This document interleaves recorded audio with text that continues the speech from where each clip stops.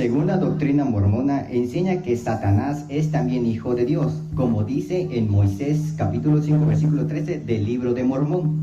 Pero además, la doctrina mormona enseña que Luzbel, o sea, el nombre original de Satanás, enseña que Luzbel existió antes de que fuera creado Jesucristo por el Padre Celestial.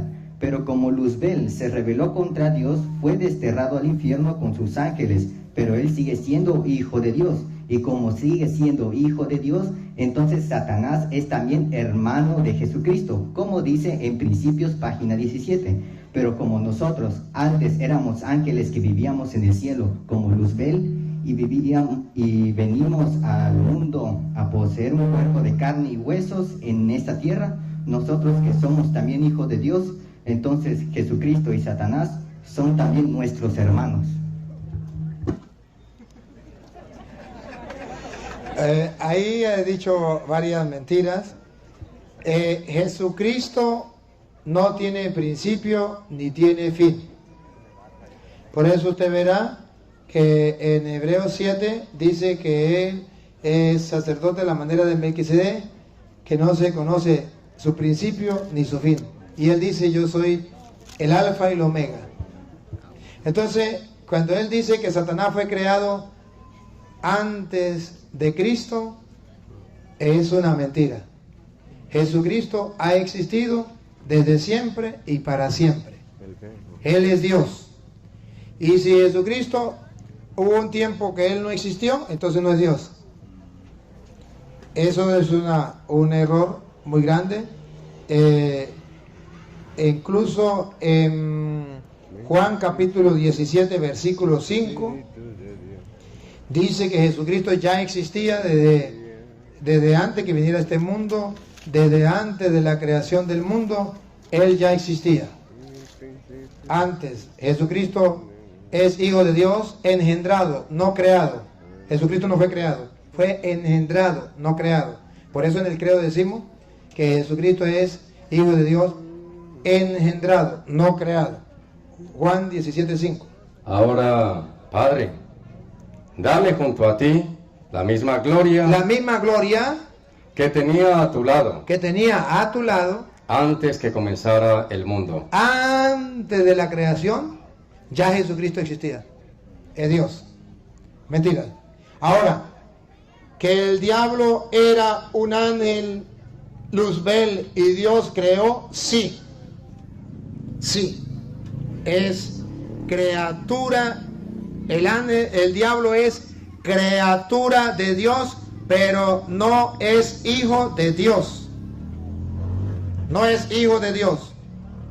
Es criatura de Dios. Muy distinto a ser hijo de Dios. Jesucristo es hijo de Dios, pero no es criatura de Dios. El diablo es criatura de Dios, pero no es hijo de Dios. Nosotros, sin bautizo, somos criatura de Dios, pero no somos hijos de Dios. Cuando nos bautizamos, pasamos a ser hijos de Dios. Vamos a verlo. San Juan capítulo 3, versículo 5. Cuando nosotros nos bautizamos, pasamos a ser hijos de Dios, porque nacemos de nuevo.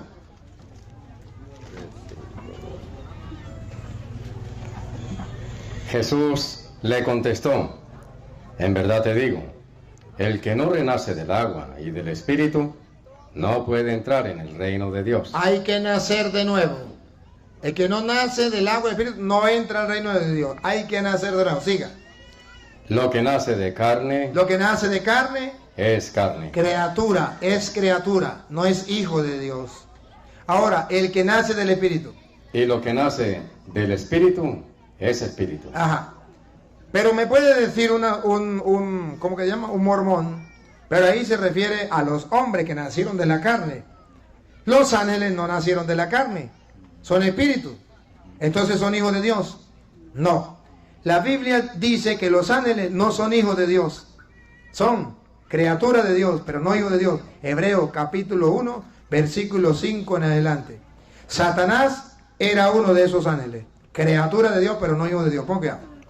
En efecto, ¿a qué ángel le dio Dios? ¿A qué ángel? ¿A Satanás? Pregunta, ¿a qué ángel? Satanás era el ángel Luzbel. Vamos a ver si a él. ¿A qué ángel? ¿A qué ángel le dijo Dios jamás, tú eres mi hijo? ¿Al diablo? Mentira, lo engañaron los mormones. A su papá lo engañaron. Y es una doctrina diabólica, satánica. Repítalo de nuevo. ¿A qué ángel le dijo Dios jamás, tú eres mi hijo? Y entonces los mormones dicen, al ángel Luzbel. A Petronilo le patina el coco, le patina el coco. La Biblia dice que ningún ángel es hijo de Dios, ningún ángel. Siga. Yo te he dado la vida hoy. ¿Y de qué ángel dijo Dios? Yo seré para él un padre. ¿Para qué ángel? ¿A Satanás? Yo seré para él un padre. ¿Y él será para mí un hijo? Eso no lo ha dicho Dios, eso lo dicen los mormones mentirosos. Pero eso no lo dijo Dios. Siga. Al introducir al primogénito en el mundo, Ahora sí, con Jesucristo, vamos a ver. dice que lo adoren todos los ángeles del cielo. Es Dios, hasta Satanás lo tiene que adorar. Por eso Jesús le dijo, al Señor tu Dios tendrás que adorar. Ahí está la respuesta. ¿Más? Sí, sí. Una más. Dos. Vale, sigue. Según lo que dice, no encontré la cita bíblica, pero hay una parte de la Biblia donde dice que en la casa de mi padre, dice Jesús, hay muchas mansiones. Juan algo así. 14:1 en adelante. Dice que se refiere a de que son muchos mundos y cuando íbamos a ser Dios vamos a poseer un mundo cada uno. A Petronilo le patina el coco, se lo voy a mostrar con segunda de Corintios capítulo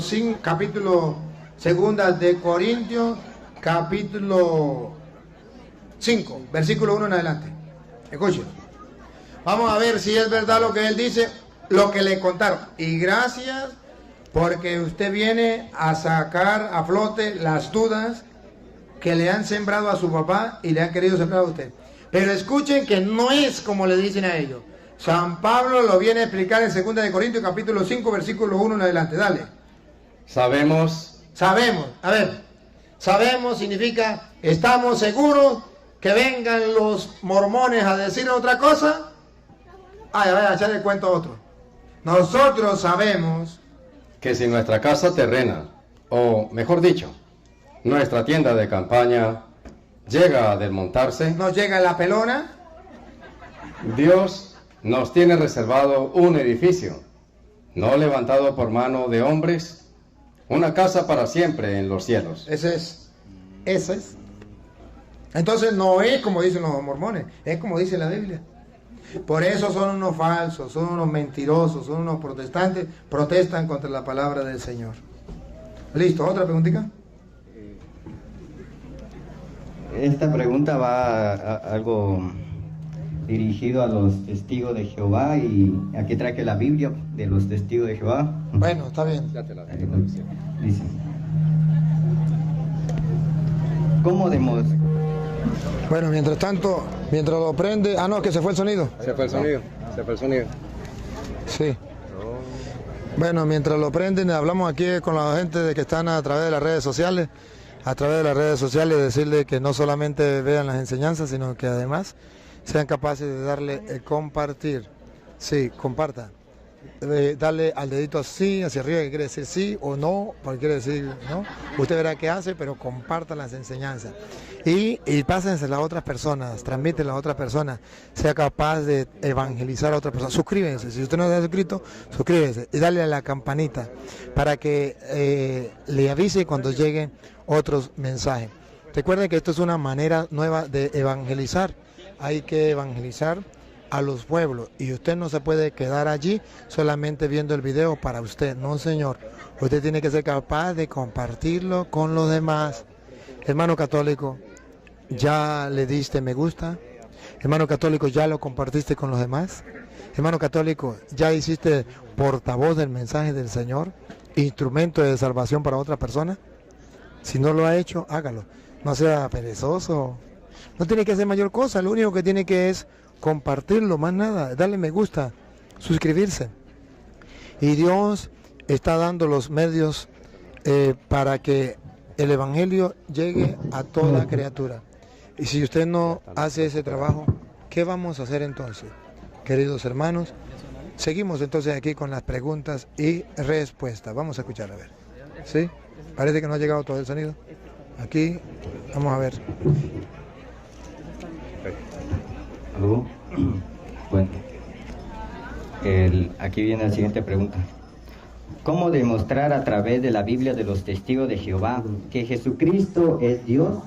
Porque según ellos, Jesucristo es un Dios, pero no Dios. Y presentan así, primera de Juan capítulo 1, versículo 1 dice: en el principio la palabra era, y la palabra estaba con Dios, y la palabra era un Dios. Déjeme que arregle aquí el micrófono y le respondo. Ahí mismo está la respuesta. Sí, esa es la respuesta. Un Dios. No puede haber dos dioses. No puede haber un Dios grande y un Dios chiquito. De hecho, lo ponen como un Dios de minúscula. Ya es una mentira. Esta es la propia respuesta. Esa es la propia respuesta. Porque entonces se están engañando al escribir eso de la forma que lo Sí. Bien, vamos a responderle la pregunta. Los testigos de Jehová dicen que Jesucristo no es Dios, que Jesucristo es un Dios, que tiene poder pero no tiene todo el poder, tiene un poquitico de poder, pero no tiene todo el poder. Bueno, mire, querido hermano, y le voy a hablar con la Biblia de los testigos de Jehová. En primer lugar, Jesucristo no puede ser un Dios, porque si Jesucristo es un Dios y el Padre es otro Dios, entonces ¿cuántos dioses hay? Dos dioses. El uno es grande y el otro es pequeño, y la Biblia dice: tendrás un solo Dios. No hay más Dios sino uno solo. Entonces, si los testigos de Jehová dicen que Jesucristo es un Dios, va en contra de toda la revelación, porque la revelación dice: no hay sino un solo Dios, un solo Dios, más nada. Incluso está escrito, y en la Biblia de los testigos de Jehová, usted verá en Efesios capítulo 4, versículo, vamos a leerlo desde el 4 en adelante, para que vea que existe un solo Dios. Lo dice la Biblia, de la Biblia de los testigos de Jehová. Efesios 4:4 en adelante. De la Biblia de los testigos de Jehová, ustedes van a ver que la misma Biblia dice: existe un solo Dios. Dale. Un cuerpo hay y un espíritu. Así como ustedes fueron llamados en la sola esperanza a la cual fueron llamados: un Señor, una fe, un bautismo. Escuchen lo que viene, por favor. Oigan. Un Dios. Un Dios. No dice uno grande y uno pequeño. Dos dioses, uno grande y uno pequeño. No. En la Biblia del Testigo de Jehová dice: existe un solo Dios. Punto. Ahora, ellos dicen que Juan 1:1, léalo Juan 1:1, y dice que Jesucristo es un Dios pequeño. Vamos a ver. En el principio, la palabra era, y la palabra estaba con Dios. Ajá, sí, sigue. Y la palabra era con letra chiquita, Dios. Era un Dios. Aquí están negando que Jesucristo es Dios. Pero resulta que la misma Biblia de los testigos de Jehová viene a mostrar que Jesucristo no es un Dios chiquito, que tiene un poquito de poder, que no tiene todo el poder. Y le voy a mostrar que la Biblia dice en Mateo 28:18 que Jesucristo tiene toda autoridad, todo poder, toda potestad en el cielo y en la tierra. De la Biblia de los testigos de Jehová. Entonces Jesucristo no es un Dios chiquito, es el Dios que tiene todo el poder en el cielo y en la tierra. Vamos a escucharlo. Y Jesús se acercó y les habló diciendo: toda autoridad me ha sido dada en el cielo y sobre la tierra. Es Dios, el único que tiene toda, no dice un pedacito de autoridad, un poquito de autoridad, dice toda. Toda significa toda.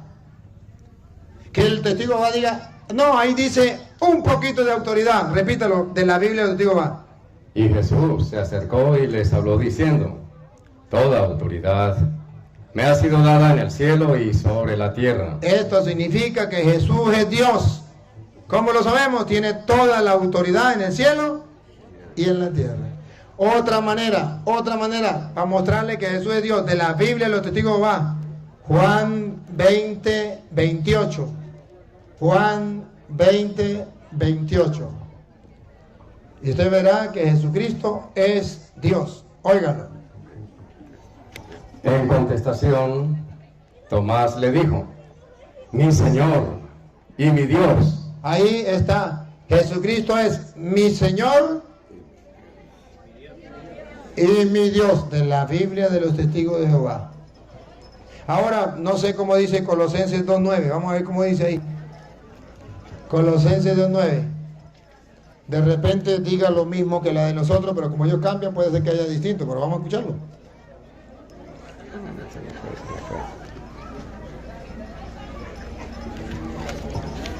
Miren cómo los testigos de Jehová van engañando a la gente diciendo que Jesucristo no es Dios. Por eso los testigos de Jehová no son cristianos. No creen que Jesucristo es Dios. Va. Porque en él...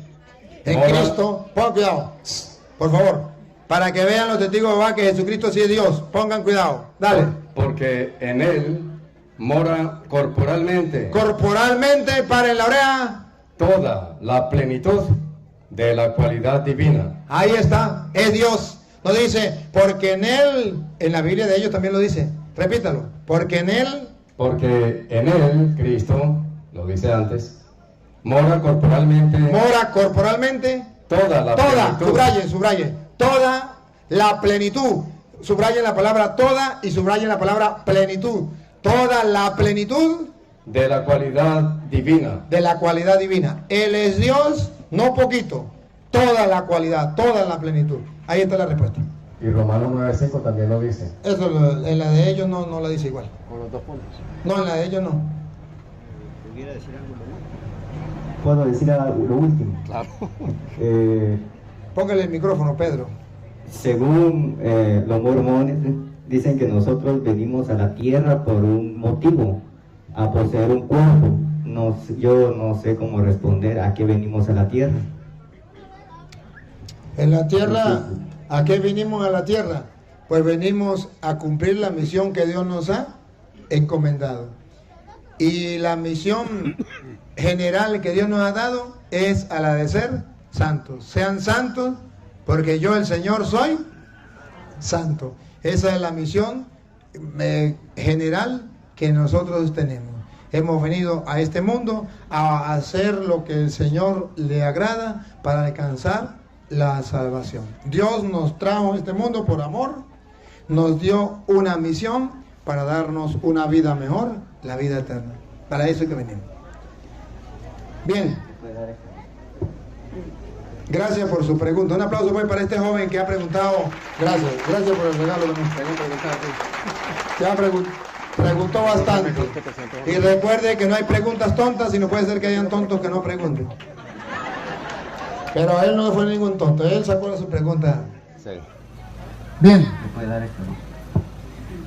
Gracias por su pregunta. Un aplauso pues para este joven que ha preguntado. Gracias por el regalo. Que preguntó bastante. Y recuerde que no hay preguntas tontas y no puede ser que hayan tontos que no pregunten. Pero él no fue ningún tonto, él sacó su pregunta. A ver, pero antes de seguir, ¿todavía no ha llegado ningún pastor? ¿O algún evangélico que quiera hablar? ¿O alguna de las hermanas que están... Ya, Luis, un momentico. ¿Alguna de las hermanas que están presentes quiere venir a hacer alguna pregunta? ¿Quiere compartir conmigo? ¿O seguimos? Bueno, seguimos pues, dale. Tal vez algunas de las preguntas que han enviado es de los hermanos separados.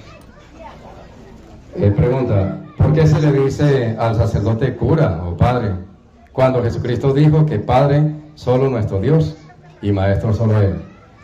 Bien, vamos a tratar de explicarlo. Mateo capítulo 23, versículo 9, es la cita que dicen los protestantes: a nadie llame padre sobre la tierra, porque la Biblia prohíbe llamar padre al sacerdote.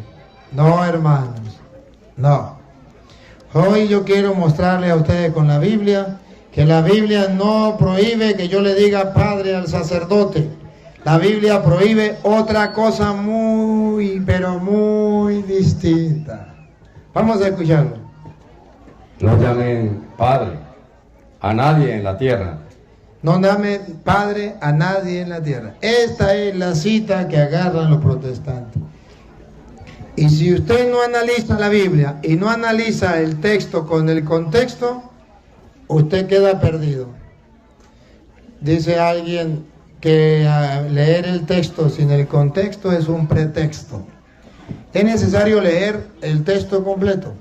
¿Por qué? ¿Por qué Jesús dice a nadie llamen padre sobre la tierra? Y vamos a analizar, porque si dijera a nadie llame padre porque Dios es el Padre y ustedes son hermanos, entonces no pueden llamar a nadie padre, sería otra cosa. Pero ustedes verán, a ver, hay mucha gente hablando. Hay mucha gente hablando. Y cuando la gente habla, a mí se me quitan las ganas de hablar. Y cuando la gente oye, a mí me dan ganas de hablar. Vamos a escuchar. A nadie llame padre sobre la tierra. Ustedes van a ver por qué la Biblia dice que a nadie debemos llamar padre sobre la tierra. Y lo que dicen los protestantes, porque nosotros somos todos hermanos. Mentiras. Ahí no dice a nadie llame padre porque nosotros todos somos hermanos. Pongo que lean otra vez. No llamen padre a nadie en la tierra, porque ustedes tienen un solo Padre, el que está en el cielo. Tampoco se dejen ustedes. Mire, no dice porque ustedes son hermanos, como dicen los protestantes, es que todos somos hermanos, entonces no. Ahí no dice a nadie llame padre porque ustedes son hermanos. ¿Sabe dónde dice porque ustedes son hermanos? Arriba, en el versículo 8, cuando dice a nadie llame maestro. Pongo cuidado. Lo que es ustedes, no se dejen llamar maestro, porque no tienen más que un maestro, y todos ustedes son hermanos.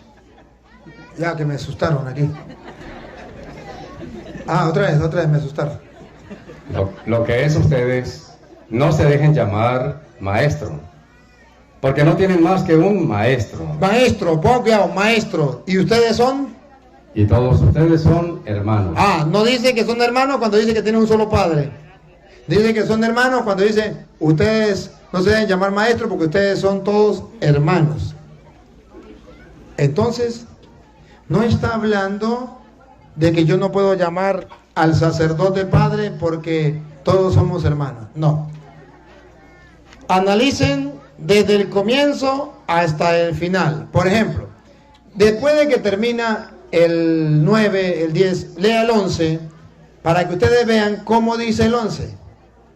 El más grande entre ustedes se hará el servidor de todos, porque el que se pone por encima será humillado, y el que se rebaja será puesto en alto. Ahora, analicemos eso. ¿Por qué dice eso después de que dice a nadie llamen padre, no se dejen llamar maestro?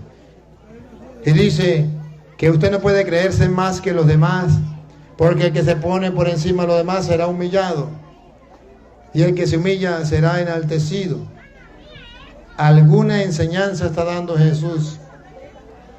Se la voy a decir y lo vamos a analizar. Cuando Jesús prohíbe, dice, no se dejen llamar maestros. ¿Por qué la tiene agarrada contra los maestros? Porque resulta que los maestros se creían más que los discípulos.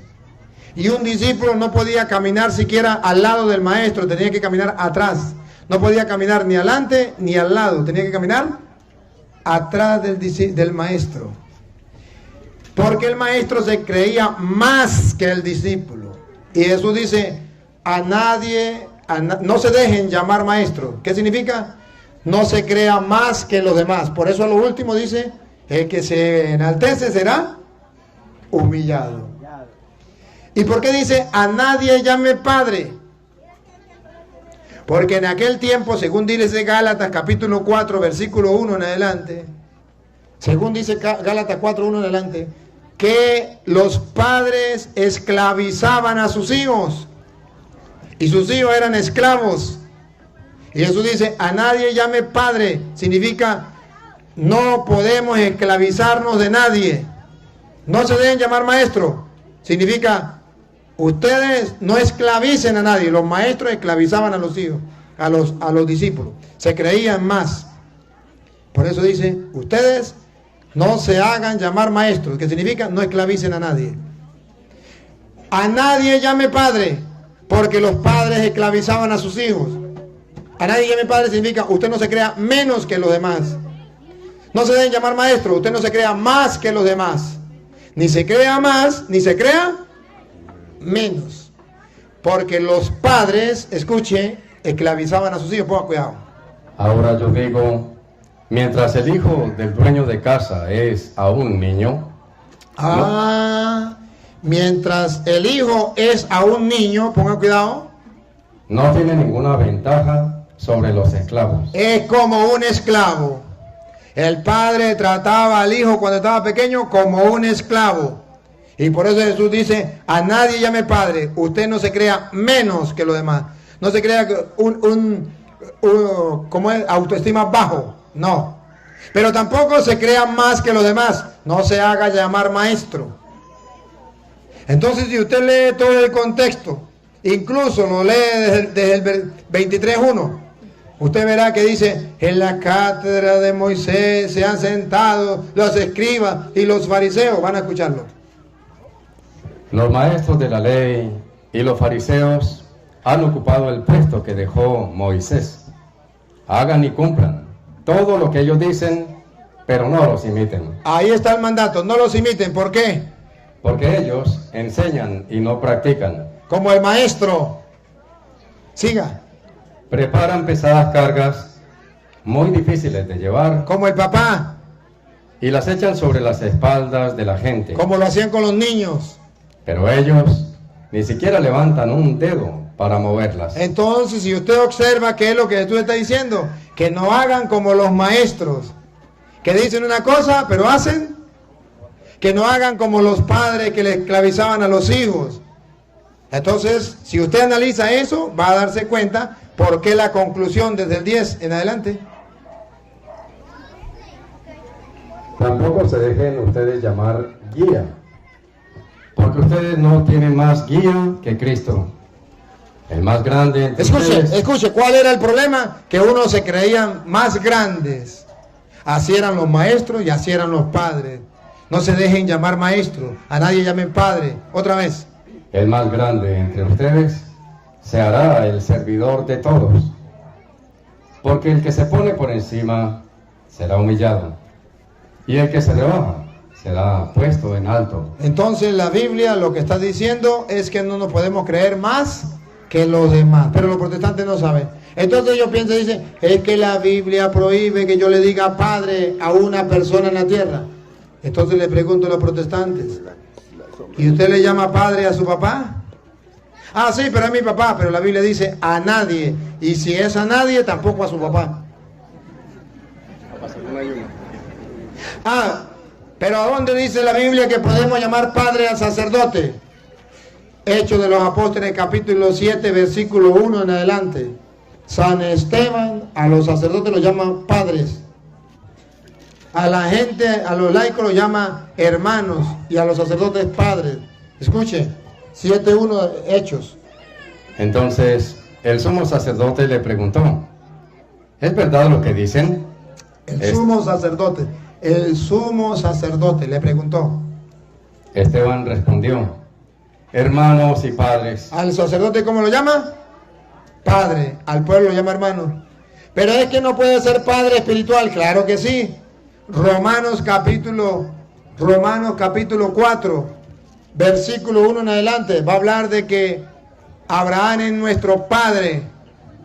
Y si la Biblia dice a nadie llame padre, ¿por qué Abraham lo llaman padre espiritual? Vamos a ver. Hablemos pues de Abraham, nuestro padre según la carne. ¿Qué fue lo novedoso en él? Abraham, nuestro padre. Versículo 12, lea el versículo 12, en adelante. Se me perdió el 12. Y también es el padre del pueblo judío, con tal que no se contenten con la circuncisión, sino que sigan además las huellas de nuestro padre Abraham. Nuestro padre Abraham, porque la Biblia dice, a nadie llamen padre, y aquí la Biblia dice, nuestro padre Abraham. Termino con una, primera de Corintios 4, 14 en adelante. Pablo viene a decir que él es un padre espiritual. No les escribo esto para avergonzarlos, sino para amonestarlos, como a hijos muy queridos. Primero dice que los corintios son sus hijos, muy queridos. Ahora va a decir que él es padre. Ponga cuidado. Pues aunque tuvieran 10.000 instructores de vida cristiana, no pueden tener muchos padres. No pueden tener muchos padres. Vamos a ver quién es el padre de los corintios. Y he sido yo He sido yo. quien les transmitió la vida en Cristo Jesús. Por eso se llama padre espiritual. El sacerdote es padre porque les ha transmitido la vida en Cristo Jesús. Solamente que los protestantes engañan a la gente. Otra preguntita, pues. Buenas tardes, padre. Pues yo solo nada más traía una exhortación para que usted hablara un poquito acerca de por qué los hermanos separados son tan perseguidos por el demonio para atacar a María. Usted tiene un tema donde es bastante extenso, pero con dar unas brevecitas acerca de lo que es el tema de María y los demonios. Sí, se lo voy a explicar sencillo. Pregunto, ¿ustedes tienen algo que agradecerle a María o no tienen nada que agradecerle? Segunda pregunta, ¿María les ha dado a ustedes algún regalo? ¿Cómo se llama ese regalo? Jesucristo nuestro Salvador. Pregunto, ¿el diablo está de acuerdo que María nos haya dado ese regalo? No, entonces el diablo está bravo con María y hay razón, tiene razón. Él está bravo con María, pero tiene razón. ¿Por qué el diablo está bravo con María? Porque ella nos ha dado el Salvador. María es la primera cristiana. ¿Sabe qué es un cristiano? Primero, el que cree en Cristo. Segundo, el que lleva a Cristo a todas las demás personas. María creyó en Cristo y María dio a luz a Cristo, lo dio para todas las naciones. Fue la primera cristiana, la que creyó en Cristo y la que lo llevó al mundo entero. Ahora el diablo se pone bravo con María. ¿Por qué se pone bravo? Por un motivo muy especial. Porque ella fue la culpable, ella fue cómplice de que la salvación llegara al mundo. Y por culpa de María, Cristo se hizo hombre y habitó entre nosotros. Por culpa de María, Jesucristo vino a salvar al mundo. Y por eso cuando Adán y Eva pecaron en Génesis 3:15, Dios le dice a la serpiente, al diablo, le dice, pondré enemistad entre ti y la mujer. Vamos a escucharlo.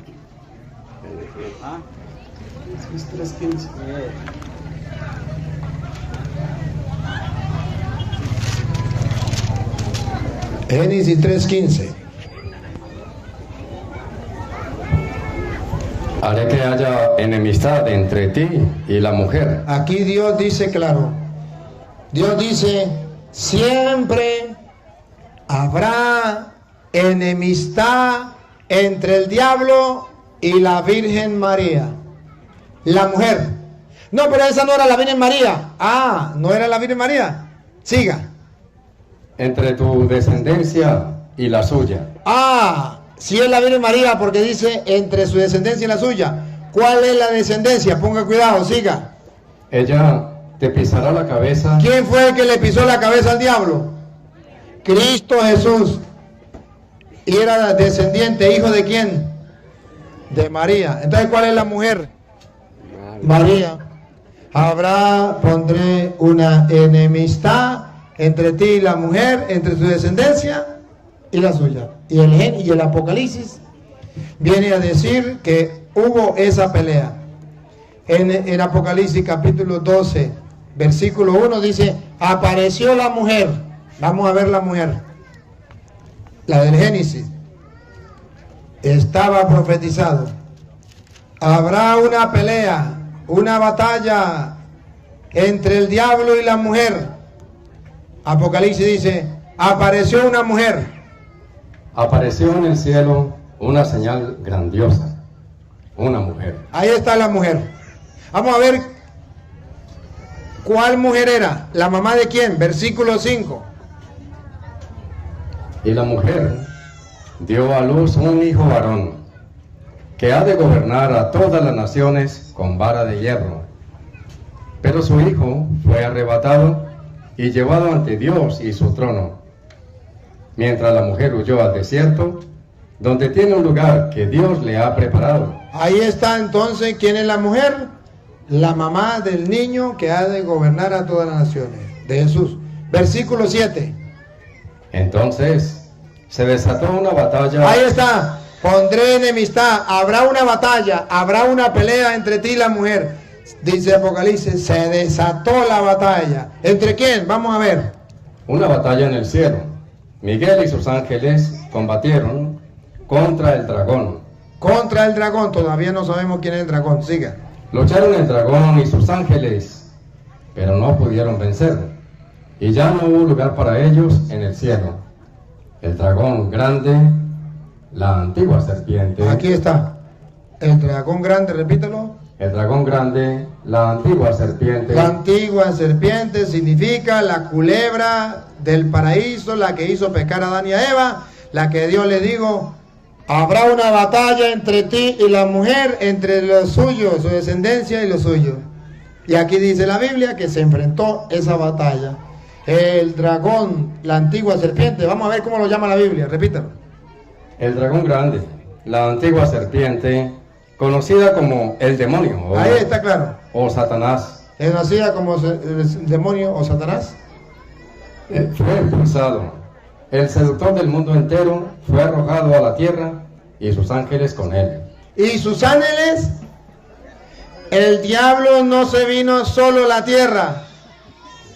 Se trajo los evangélicos. Sus ángeles. Siga. Oí entonces una fuerte voz en el cielo que decía, por fin ha llegado la salvación, el poder y el reinado de nuestro Dios. María es culpable de eso, por eso el diablo le tiene rabia, porque por fin ha llegado la salvación. María es culpable, siga. Y la soberanía de su ungido, pues echaron al acusador de nuestros hermanos, el que los acusaba día y noche ante nuestro Dios. Ellos lo vencieron con la sangre del Cordero, con su palabra y con su testimonio, pues hablaron sin tener miedo a la muerte. Por eso, alégrense cielos y los que habitan en ellos. Escuchen lo que viene, por favor, advertencia, oigan. Pero ay de la tierra y del mar. Ay de la tierra, ay cuidado los católicos, ay de la tierra. Porque el diablo ha bajado donde ustedes. Porque el diablo ha bajado donde ustedes. Y grande es su furor. Y grande es su rabia. Pero no bajó solo, bajó con sus ángeles. Y grande es su rabia. Al saber que le queda poco tiempo. ¿Por qué el diablo está furioso? Porque sabe que le queda. Por eso los evangélicos andan desesperados conquistando a los católicos. Porque les queda poco tiempo a Satanás. Siga. Cuando el dragón vio que había sido arrojado a la tierra. Cuando el dragón vio que había sido arrojado a la tierra. Aquí está porque le tiene rabia al diablo a María. Se puso a perseguir a la mujer. Ahí está, repítalo. Se puso a perseguir a la mujer. Por tercera vez. Se puso a perseguir a la mujer. El diablo siempre va a perseguir a la mujer que dio a luz, a ese hijo que va a salvar al mundo. Y el diablo no quiere la salvación, le tiene rabia porque ella es culpable. se fue a perseguir a la mujer. Y cuando ya no pudo hacer nada contra la mujer, versículo 17. Entonces, el dragón se enfureció contra la mujer y se fue a hacer la guerra al resto de sus hijos. No solamente le hace la guerra a la mujer, sino también a los hijos. No solamente le hace la guerra a la Virgen María, sino también a los católicos. Por eso usted verá que los protestantes le tienen rabia a los católicos y los maldicen y anda que la Iglesia Católica es la gran prostituta y que María es una cualquiera. Porque el diablo y sus ángeles han venido a la tierra a hacerle la guerra a la mujer y también a sus hijos. Bien. Ya. Otra preguntita. Gracias, padre. Pues el tema es más extenso, ¿verdad? Porque también habla acerca, en el Antiguo Testamento habla sobre que esta mujer también es comparada con el arca de la Antigua Alianza. Y para eso usted tiene algunos otros temas, pero eso no sé si usted lo quiera. Sí, no, porque vamos a pregunta y respuesta. No, Okay, no voy a tomar un tema. Y por último, nada más una pequeña acotación para las hermanas. Ya se habló un poco acerca del tema de Jehová y pues históricamente también hay, y aquí está el padre para que él lo confirme, ¿verdad? El nombre Jehová es un nombre masorético, si no estoy mal, del siglo V. Entonces es el tetragramatón YHWH, y estos judíos que ya vivían en Hispania en el siglo V, ellos comenzaron a buscar letras vocales a este tetragramatón y llegaron a este nombre Jehová. Entonces usted me podrá decir si es afirmativo o no. Sí, así es. Siguiente pregunta. Muy buenas tardes, padre. Me envían de atrás a hacerle la pregunta de por qué se ora por los muertos y también si existe el purgatorio. Yo sé que existe, pero me gustaría que usted dé una aclaración acerca de este punto, porque una vez en un velorio un pastor protestante dijo de que solo existe cielo e infierno. Bien, vamos a tratar que en la Biblia no aparece que solamente exista cielo e infierno. En la Biblia aparece cielo, aparece también infierno y aparece también un lugar donde las personas que no van ni para el cielo ni para el infierno van a pagar lo que han hecho. Y esto lo llamamos nosotros purgatorio. ¿Por qué se confunden los protestantes? Porque los protestantes buscan una cita donde habla del cielo. Dice, ve, la Biblia habla aquí del cielo. Buscan una cita donde habla del infierno. Y dice, mire, aquí la Biblia solamente habla del cielo y el infierno. Pero no buscan la cita donde habla del purgatorio. Y hoy yo se lo voy a mostrar. En San Mateo capítulo 5, versículo 25... ahí nos habla del purgatorio, pero no busquen la palabra purgatorio. Van a buscar que una persona cuando se muere en pecado, que no es pecado mortal, no va a ir al infierno como dicen los protestantes, pero tampoco va a ir al cielo. Va a ir a una cárcel, y esa cárcel la llamamos purgatorio, a pagar hasta el último centavo. Escúchenlo. Trata de llegar a un acuerdo con tu adversario mientras van todavía de camino al juicio. ¿O prefieres que te entregue al juez y el juez a los guardias? El juez es Dios. Siga. Que te encerrarán en la cárcel. Aquí está la cárcel. Te encerrarán en la cárcel. Vamos a ver si esa cárcel es el cielo, o si esa cárcel es el infierno, o si hay otro lugar que no sea ni el infierno ni el cielo. Te entregarán a la cárcel. En verdad te digo, no saldrás de allí hasta que hayas pagado hasta el último centavo. En esa cárcel saldrá después que haya pagado el último centavo. Pregunto, ¿esa cárcel es el infierno? No, por un motivo, porque del infierno nadie sale. Y de esta cárcel sí sale. Segundo, ¿esa cárcel es el cielo? No, porque en el cielo no es una cárcel donde usted va a pagar.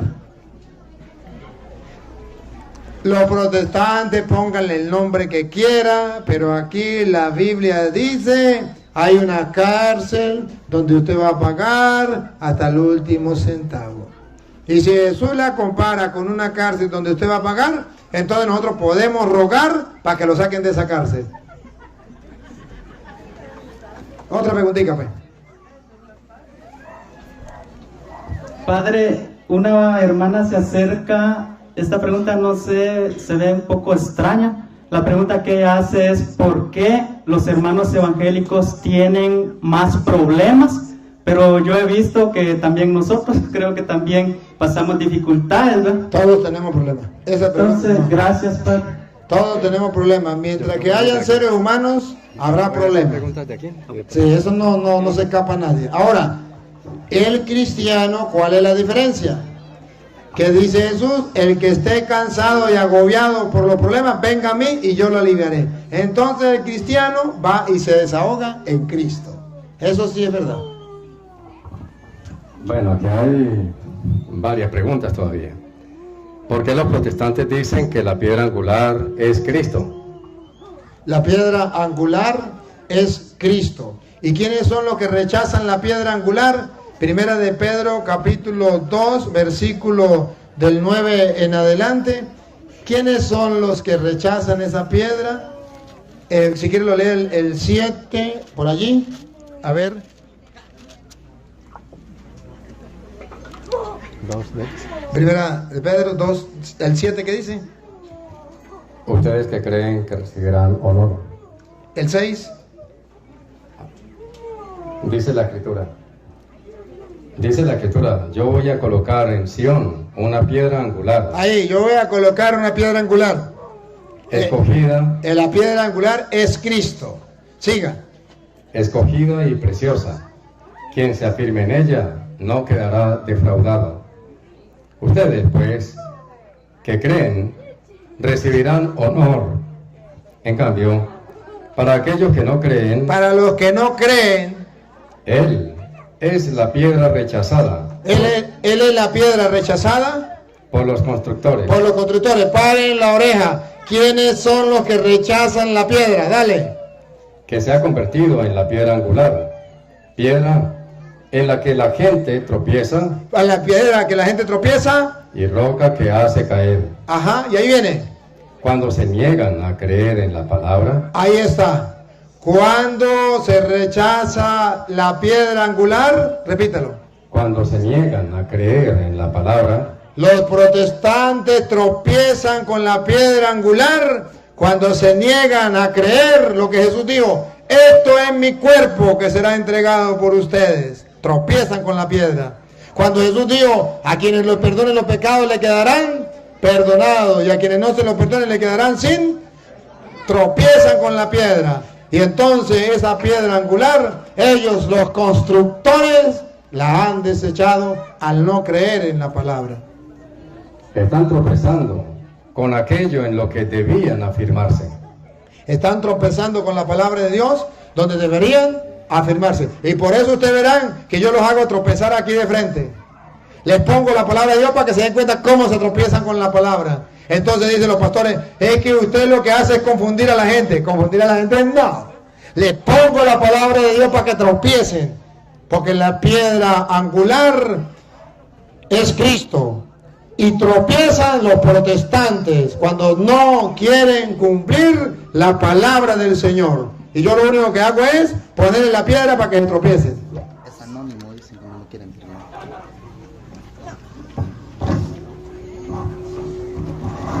¿Cómo responderle a un protestante que Semana Santa hay que ayunar y respetar? Bueno, ¿cómo decirle? Porque Jesucristo en Semana Santa sufrió, padeció.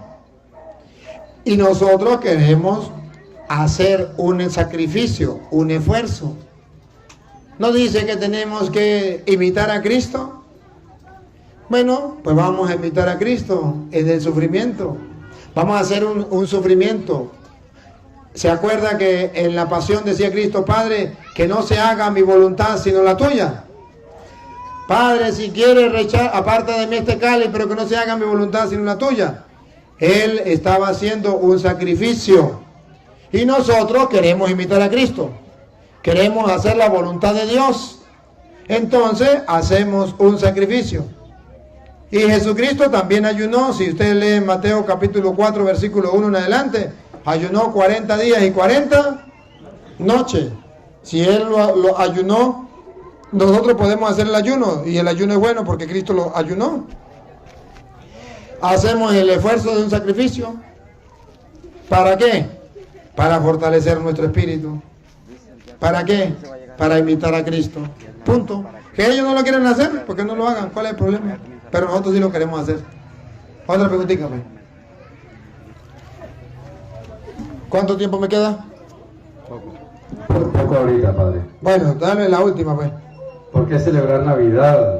Puesto que dicen que esa no es la fecha correcta. ¿Por qué celebramos Navidad? Es verdad, nadie sabe cuál es la fecha correcta. Pero ¿por qué nosotros la celebramos Navidad el 25 de diciembre? Porque resulta que el 25 de diciembre es el día más largo del año. Y es el día donde se celebraba el día del Dios más grande. ¿Se acuerda? Que antes de que el pueblo de Israel existiera, ya existían los paganos. Y los paganos tenían días de la semana y le pusieron nombre a los días de la semana. Y a cada día de la semana le pusieron un nombre. El primer día era del Dios más grande, el sol. Por eso en inglés, ¿cómo es? Aquí tenemos un profesor de inglés. ¿Digo cómo es en inglés? Sunday. Sunday, esa. Ajá, en inglés, está bien. Día del Dios sol. Pero el otro Dios más grande era la luna. Por eso el día lunes. Día de la diosa luna. Marte, el otro dios era el planeta Marte. Miércoles al dios Mercurio. Jueves al dios Júpiter. Viernes a la diosa Venus. Sábado al dios Saturno. A cada dios le tenían un día. Los cristianos llegan y se encuentran y dicen, ajá, y para el Dios de nosotros no hay ningún día. Pero hay un día para el Dios más grande. Ah, el Dios más grande es Cristo, el Señor. Él es el Dios más grande. Y los paganos celebraban el día del Dios más grande, que era el sol, el 25 de diciembre. Entonces dicen los cristianos, ¿cómo hacemos para que los paganos crean en el Dios más grande? Hicieron lo mismo que Pablo en Atenas. Encontraron un letrero donde decía al Dios desconocido. Dijo Pablo, ese es el Dios que yo le vengo a predicar. Así hicieron los cristianos. Encontraron que los paganos tenían al Dios más grande. El 25 de diciembre, dice los cristianos. Pues el Dios más grande es Cristo. No, el Dios más grande es el sol. Y dicen los cristianos, fácil. Pues Cristo es el sol que nos ha nacido de lo alto. Él es la luz del mundo. Lucas 1:78. Cristo es la aurora naciente. Cristo es el sol que nos nace de lo alto. Vamos a escucharlo. ¿Por qué nosotros celebramos el 25 de diciembre? Porque el 25 de diciembre es el nacimiento del Dios más grande. Y para nosotros el Dios más grande, ¿quién es? Cristo. Entonces lo celebramos el 25 de diciembre. Escuche, ¿por qué Cristo es el sol naciente? Obra de la misericordia de nuestro Dios, cuando venga de lo alto para visitarnos, cual sol naciente. Cual sol naciente. Y Apocalipsis capítulo 21, versículo, a ver si es el 23, donde dice que la nueva Jerusalén no va a necesitar de luz del sol, porque lo alumbrará Cristo, luz. A ver, vamos a ver. La ciudad no necesita luz del sol. No necesita luz del sol. Ni de la luna. Ni de la luna. Porque la gloria de Dios la ilumina y su lámpara es el Cordero. Es el Cordero. Entonces para nosotros el sol que nos nace de lo alto es Cristo. Y se celebraba el día del sol que nace de lo alto, el Dios más grande, el 25. Para nosotros es Cristo, porque Él es el nuevo sol en la nueva Jerusalén. Ya no habrá luna, ya no habrá sol. El Cordero es el sol que nos ha nacido de lo alto. Por eso celebramos Navidad el 25 de diciembre.